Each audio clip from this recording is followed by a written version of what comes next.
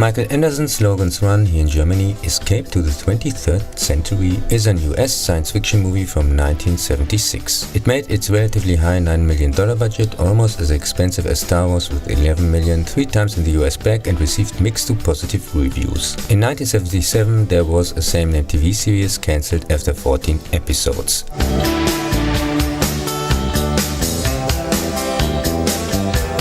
And there was also a short-lived Marvel comic which retells the plot of the movie in the first 5 issues, but was also cancelled after issue 7 with an open end. Of the first 2 books, there are also a comic version from Adventure Comics with 6 issues each, Logan's Run from 1990 and Logan's World from 1991. Until now there is no comic version of the 3rd book, but Blue Water also published with 6 issues each, 2010 Last Day and 2011 Aftermath.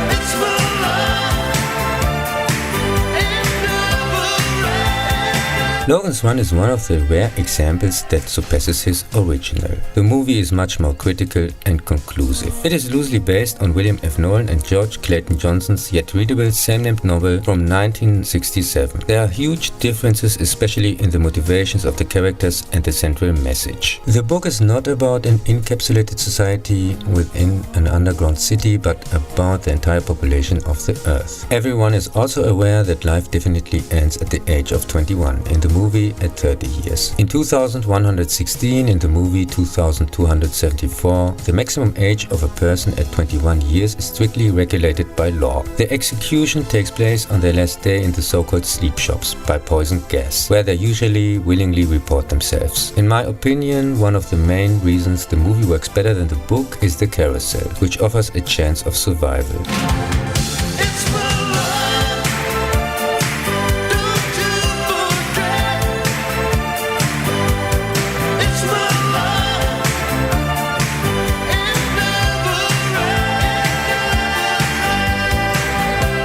This makes much more sense than simply dying voluntarily without resistance at 21. The age is indicated by a crystal embedded in the palm of his right hand. In the movie, the left hand, and it's called Life Clock, which changes color every 7 years. Yellow, blue, red, black. On the last day, red, black flashing. Logan 3 in the movie Logan 5, a kind of policeman, is a deep sleep operative, aka a Sandman. He does not become a runner, people who want to become older than 21 in the sanctuary, by instructions of the mainframe computer as in the movie, but acts out of personal motivation, at the beginning even with purely destructive intent. Later he develops sympathies for his former victims. In the book, Francis VII follows him to prevent the destruction of Argos, the sanctuary which, unlike in the movie, actually exists in a space station in orbit around Mars. Francis is in fact the legendary rebel leader Ballard, already 42, who has remained unrecognized until now thanks to plastic surgery and effective crystal that does not change its color. While Logan and Jessica 6 set off on a rocket to Mars, Ballard remains on Earth to help more people escape.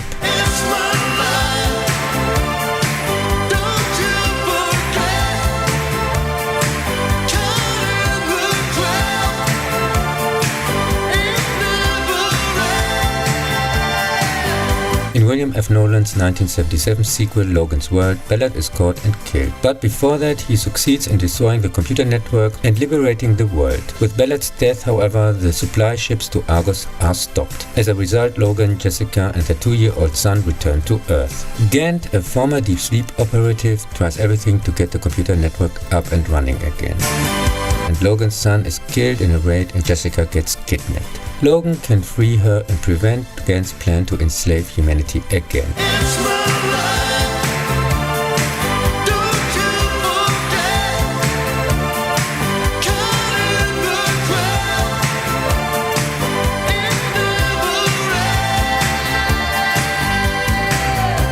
In part 3, by the same author, Logan's Search from 1980, Logan kind of repeats his adventure from the first part. He gets abducted by aliens, yes, that's right, no joke, who travel with him into the past, where he is supposed to bring down another at 21 you have to kick the bucket society on a parallel Earth. But this time not only against an all-controlling computer system, but with a human who pulls the strings in the background resolution, shamelessly stolen, of course, borrowed in a friendly way from the Wizard of Oz. That's as crazy as it sounds and even worse, which probably explains the many much more entertaining, devastating reviews. Except for the sequels, Nolan didn't write any other TV stuff worth mentioning, at least in my opinion. His countless other works I fortunately haven't read until now. Of course, unfortunately they were not available to me. What a pity. The co-author George Clayton Johnson has a number of classics to his credit. He wrote, among other things, the novel Ocean's 11 is based on the first episode of Kung Fu, some Twilight Zone episodes from the original 1960s series, including Kick the Can, which later became Steven Spielberg's contribution to the 1983 movie, and The Man Trap.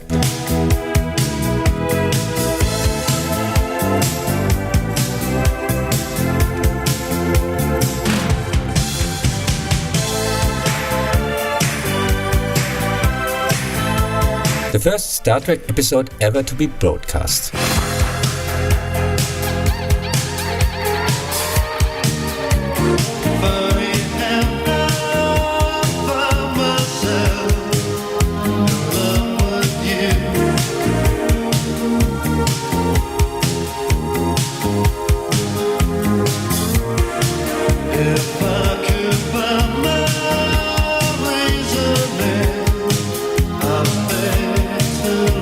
In the year 2274, the rest of humanity lives in a gigantic city under huge domes, controlled by a gigantic computer. Similar to Huxley's Brave New World, people live just for fun. At the age of 30, as soon as the life clock built into the palm of their hand starts to blink, all inhabitants have to go to the so-called carousel, where they are believed to renew themselves in a ceremony. But in reality, they are simply killed. Those who refuse become runner and are chased and killed by the Sandman. Sandman Logan 5 gets unasked, disguised as a runner, the secret mission to find and destroy the so-called sanctuary outside the city. For this purpose, his life clock is set to the last day and he himself becomes a runner. He actually finds a way out of the city with runner Jessica, pursued by his unsuspecting colleague Francis. In the outside world, they see the sun for the first time, like in THX 1138, and learn from an old hermit that something like a sanctuary does not exist. Logan's Run is a very entertaining but also typical 70s movie, which clearly shows its age. The cast is okay and the directing is solid, but especially in the last third it gets a little bit stretched out. And every time the model city is shown, you expect a guest appearance of Godzilla and his friends. Nevertheless, it's one of my all-time favorite movies, which I enjoy watching just as much today as I did when I was a child. In the movie, people are pretended to be able to renew themselves in the carousel. And much like people today accept useless math or stupid distant rules, most sheep believe that too.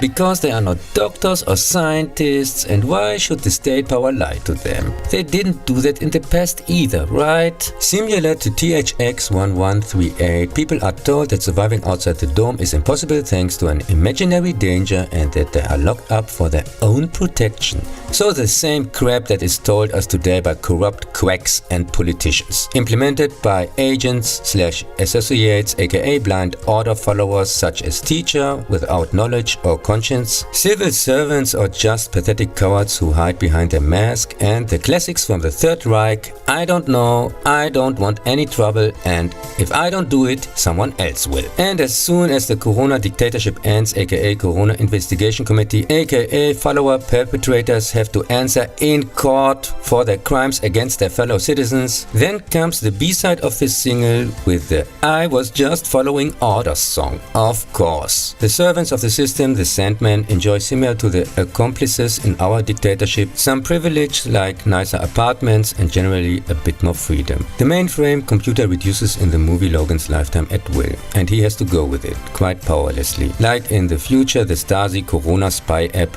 which monitors the dummies who have voluntarily installed it, and if necessary switches to positive, infected or whatever. For example, if users start to meet too many or the wrong people, or watch the wrong videos on their always spying phone, which Fascism Tube explicitly branded, or leave the spying device too often at home. The TV series from 1977 consists of Problem of the Week episodes, and is kind of okay for back then. It is comparable to the Planet of the Apes TV series 3 years earlier, which was also cancelled after 14 episodes. The Dome City, including the carousel, can only be seen as recycled material from the movie in 2 episodes and in the pilot, where Logan and Jessica flee the city. In contrast to the book and the movie, the city is secretly run by a cabal of elderly citizens who promise Francis a life beyond 30 as one of them if he can bring back the fugitives, which degrades Francis to an opportunistic asshole who is in fact the only one who knows that the carousel is just cold-blooded murder and everyone is lied to, but still chases his supposed best friend throughout the series. The crystals in the palm of the hand, Box and his ice world, or the old man don't exist. I guess they were just too expensive. In a found hover car, Logan and Jessica set off, quite unsuccessfully by the way, in search for the mysterious sanctuary, accompanied by an android they run into in a city run by robots. On their journey, they encounter other robots, telepaths, runners, strange human societies, time travelers, aliens, a haunted house episode, whatever. In the TNG episode Half Alive,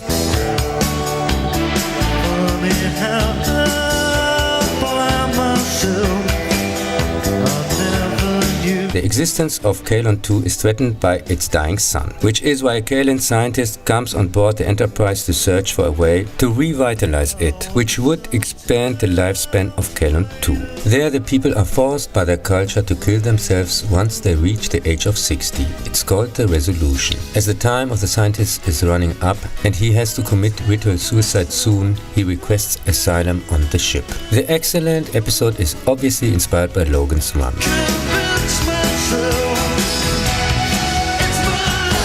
The same is true in 2000 for A Clone of My Own, Episode 10, Season 2 of Futurama. Professor Farnsworth celebrates his 160th birthday and is taken to the near Death Star, like all 160-year-olds. The crew sets out to find him and bring him back. The Genius episode satirizes, among others, Logan's Run, Matrix, The Time Machine, Star Wars, and Star Trek.